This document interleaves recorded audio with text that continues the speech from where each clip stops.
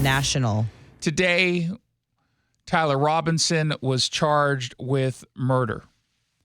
And as expected, the prosecutors are seeking the death penalty. 7 different charges in all. Utah County DA Jeff Gray made the announcement earlier today. Count 1, aggravated murder, a capital offense for intentionally or knowingly causing the death of Charlie Kirk under circumstances that created a great risk of death to others. Count 2, felony discharge of a firearm causing serious bodily injury, a first-degree felony. The state is further alleging aggravating factors on counts 1 and 2 because the defendant is believed to have targeted Charlie Kirk based on Charlie Kirk's political expression and did so knowing that children were present and would witness the homicide. The state is also charging defendant with count 3, obstruction of justice, a second-degree felony for moving and concealing the rifle used in the shooting. Count 4, obstruction of justice, a second-degree felony for disposing the clothing he wore during the shooting.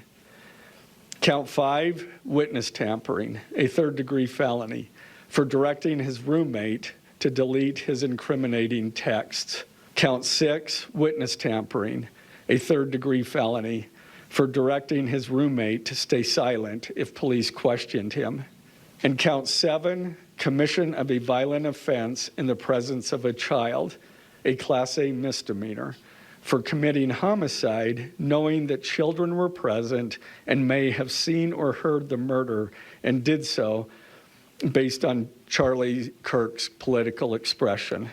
This guy means business. I mean, throwing everything at him that he can on the off chance that he's able to escape the death penalty means we're just adding years and years and years to the sentence that he will inevitably get at the end of this. Now, he appeared in court not long ago. It was virtual. And he didn't enter a plea. And at one point, he leaned toward the camera and he stated his name. But that was about it. He appeared wearing a restrained garment. They say the way that they were describing how he looked was he looked stoic but also detached, according to Fox News, and emotionless during the entirety of the charges being read to him, showing no visible reaction when he was told that the reason why he's being charged here is he murdered, they say, Charlie Kirk because of his political positions. Now, the next court appearance is scheduled for the 29th at 10 a.m. local time. He's obviously going to remain in custody without any bail. This is a death penalty case, if there ever was one. Also, following the press conference, I am filing a notice of intent to seek the death penalty. I do not take this decision lightly, and it is a decision I have made independently as county attorney, based solely on the available evidence and circumstances and nature of the crime. Because we are seeking the death penalty, the defendant will continue to be held without bail in the Utah County Jail. Now, we learned a lot of new details here. We confirmed some details. So for folks who, as we told you yesterday and even last week, the folks who wanted to pretend that this was a conservative, that this was some sort of Republican who fell in line with the radical right and claimed that Charlie Kirk wasn't conservative enough, that's bogus. That's not true. It was never true. No serious person actually believed that. I think a lot of people wanted to push that as a potential theory that they were clinging to because they don't want to have to explain the left-wing violence that we've seen so significantly and overwhelmingly over the course of the last several years.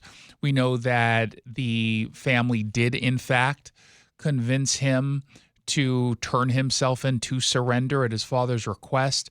A retired deputy joined the family and urged him to turn himself in, and even said it would be best to bring the evidence to the sheriff's office so that police wouldn't have to search the parents' home. Now, I doubt that stopped a search or will stop a search of the parents' home. They're not simply going to say, oh, well, you brought everything in, you brought all the evidence, I guess we don't have to do our due diligence. But kudos to the family who became suspicious once they saw the photos. They thought it looked like their son, and they were involved in him turning himself in, thankfully. We also had the DA read to you text exchanges between Tyler Robinson and his roommate slash love interest, a biological male who is a transgender woman, biological name or biological name, birth name, Lance Twiggs. Again, they said they were in a romantic relationship, and the messages were clear in what not only was done, but what the intent was. And apparently, Twiggs got a message from Robinson that said, drop what you're doing and look under my keyboard. And under the keyboard, they found, there was a note that was written by Robinson, according to the prosecutors, that said, I had the opportunity to take out Charlie Kirk, and I'm going to take it. Now, that line specifically had been leaked, I think it was to the Washington Post originally, which is why we went into this knowing there was some kind of perceived confession. Police found a photo of the note. Prosecutors then said there were text exchanges between the two, with first Lance Twiggs saying, what? You're joking, right? Robinson then responded, I'm still okay, my love, but I'm stuck in Orem for a little while longer yet. Shouldn't be long until I can come home, but I got to grab my rifle still. To be honest, I had hoped to keep this secret till I died of old age. I'm sorry to involve you. And Twiggs responds, you weren't the one who did it, right? Robinson said, I am. I'm sorry. When asked why he did it, he said, quote, according to the prosecutors, I had enough of his hatred, speaking of Charlie Kirk. Some hate can't be negotiated out. If I'm able to grab my rifle unseen, I will have left no evidence. Going to attempt to retrieve it again. Hopefully they have moved on. I haven't seen anything about them finding it. And speaking specifically about media reports of what the law enforcement agencies were doing at the time. Said he had planned it, quote, a bit over a week. I can get close to it, speaking of the gun, but there's a squad car parked right by it. I think they already swept that spot, but I don't want to chance it. Now, what wasn't entirely clear to me, or maybe I missed it, but it's interesting because they're still looking into accomplices here. And while they say, obviously, that this roommate slash lover is cooperative with police, why didn't or did Twiggs actually call 911 and report that Tyler Robinson had done this? And I don't think they've, did I miss that? Because I don't think they established that. This was the DA was asked how long over a time period were these text messages, and these are long text exchanges. So at a bare minimum, it was probably 20 minutes, I would guess, but clearly it went on. Did Twiggs call 911? It doesn't sound like it, because the police say that it was the family that convinced him to surrender. And at the time that these text messages were coming in, during the press conference on Thursday, the governor indicated they had a photo, but they didn't know who was responsible. But this guy was confessing to the roommate. And I don't know how we can just drop that. And it's clear that this guy is a liberal. Again, it was said as much that he, over the course of a while, had just grown to be really combative, grown to have hatred of conservatives. But what was striking to me, in the first question I asked when I heard the text messages was, well, why didn't Lance Twiggs, this roommate, report it? To Matt Gutman over at ABC News, to him, this was a almost like a scene from a romance movie. Listen to the way he describes these text messages. We have seen an alleged murder with such specific text messages about the alleged murder weapon, where it was hidden, how it was placed, what was on it, but also it was very touching in a way that I think many of us didn't expect. No, it was not touching in any way whatsoever. What in God's name are you talking about? It was touching? You're going to try to go out of your way to romanticize and humanize an assassin? Trying to justify his political assassination? That's the language you're using? Touching? No, Matt Gutman, it was not touching. It's disturbing. This is a sociopath. There was nothing touching at all about this. Intimate portrait into this relationship between the suspect's roommate and the suspect himself, with him repeatedly calling his roommate who is transitioning, calling him my love, and I want to protect you, my love. So it was this dual. Oh, how sweet. How sweet to murder someone, to assassinate someone, to profess your love for someone. You know, I mean, yeah, it's wrong and everything, but is it? Actually, yeah, it is, Matt Gutman, it is.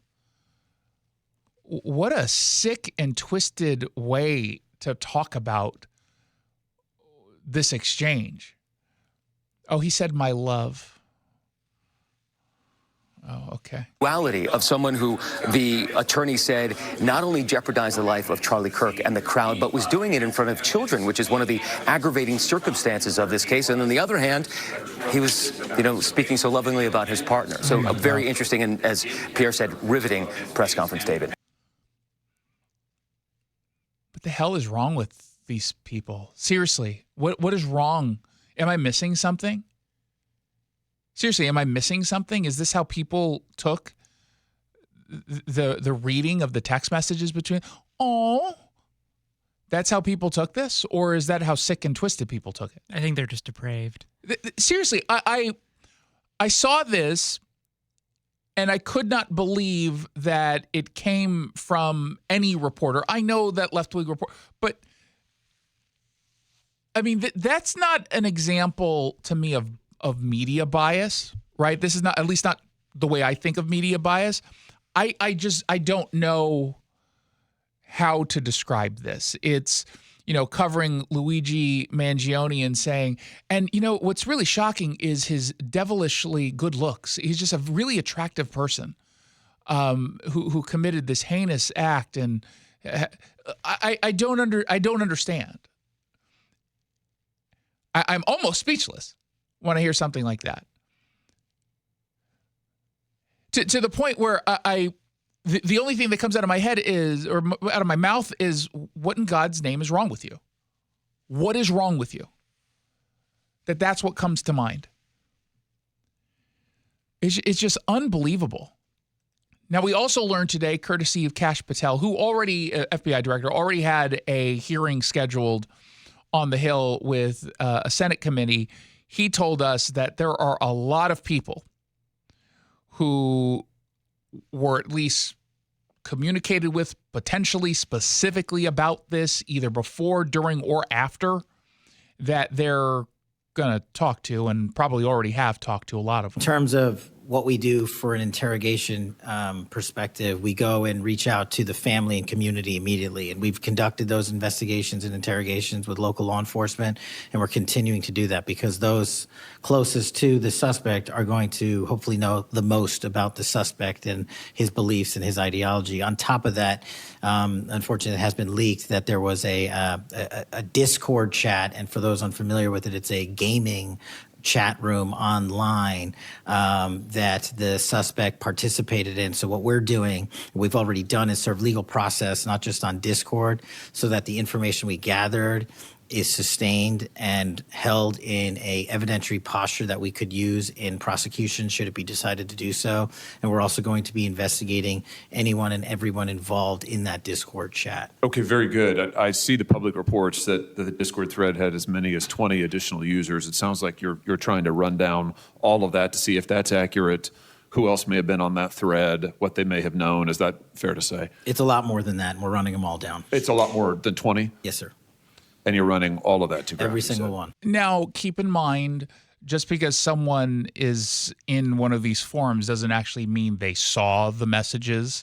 I don't use Discord. I logged on once months ago because people I have no idea what it is. Like, I couldn't figure it out.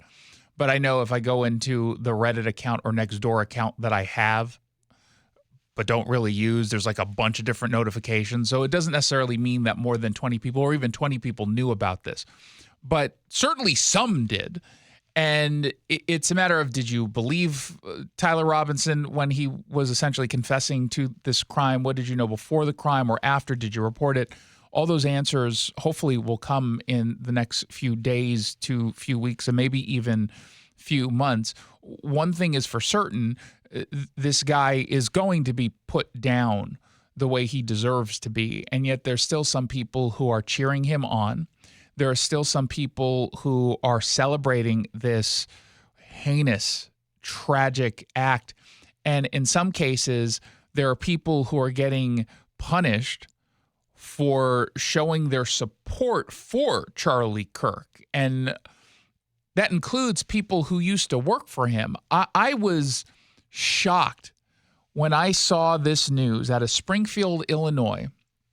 In the aftermath of this assassination, Benny Ray Harmony provided a tribute on air on ABC 20 in Wisconsin, or excuse me, is it Wisconsin or Illinois? It's confusing because it says like Wick, so you think, but it is Illinois. It is Illinois. So she gives this tribute that was completely apolitical. It was completely apolitical. I don't think any reasonable person could get anything outside of, because she says she used to work with him or he was a mentor, that she knew him, and then I presume you could reasonably assume that she's conservative. But outside of that, there was nothing political in this. She was suspended for this. So I want to talk about something for a minute, and it is heavy, so please bear with me. I want you to know that it's okay if you feel sadness. It's okay if you're grieving. 2 days ago, I lost a mentor, my first boss, the first person who made me believe in myself, that encouraged me to chase this dream that you're watching right now. Charlie Kirk. There's a lot going on in our world right now, in our country. But I want to say one thing. Lean on your neighbors. Speak up for what you believe in. I don't care what it is. I want to share with you one of my favorite sayings that Charlie would always tell us at the office. He would yell it from the mountaintops, so please listen.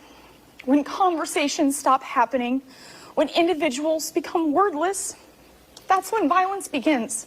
So if you do one thing today, make it be with passion, with conviction.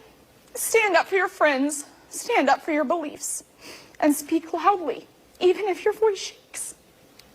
Your words have meaning, your values have purpose. Never forget that. Thank you, CK. You changed my life. I don't know how any human being could listen to that and get upset, and yet she said on X that she was suspended for that. And so she wrote, effective immediately, I have resigned. Many in the mainstream media have been fired or punished for mocking his assassination. I believe I'm the first to be targeted for honoring him on air.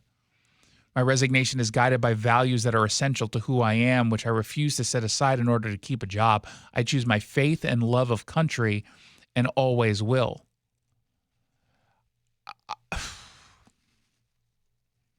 I imagine Wix ABC is or was thinking about, well, you know, you're supposed to run your scripts by us and you didn't do it in this case. And as much as I understand your position, rules are rules. Certainly true, rules are rules. But you couldn't for a moment, whomever the decision maker or decision makers were, you couldn't for a moment step back and just say, maybe for once you should act like a human being and show some compassion to this woman who lost a mentor, who lost a friend. It'd be one thing if she said something that was inappropriate on air. Clearly that wasn't the case. So kudos for Benny Ray Harmony to step up and do the right thing. And I can't imagine it was easy. right? I mean, I don't know her financial situation. Most people leaving a local TV gig probably aren't sitting on millions and millions of dollars that they can just go ahead and cruise off of for the rest of their lives. This matters. This job, I'm assuming, mattered to her. So much so that she took a moment of it to offer what was a sincere and heartfelt statement and tribute to her friend Charlie Kirk. For Wicks to do that,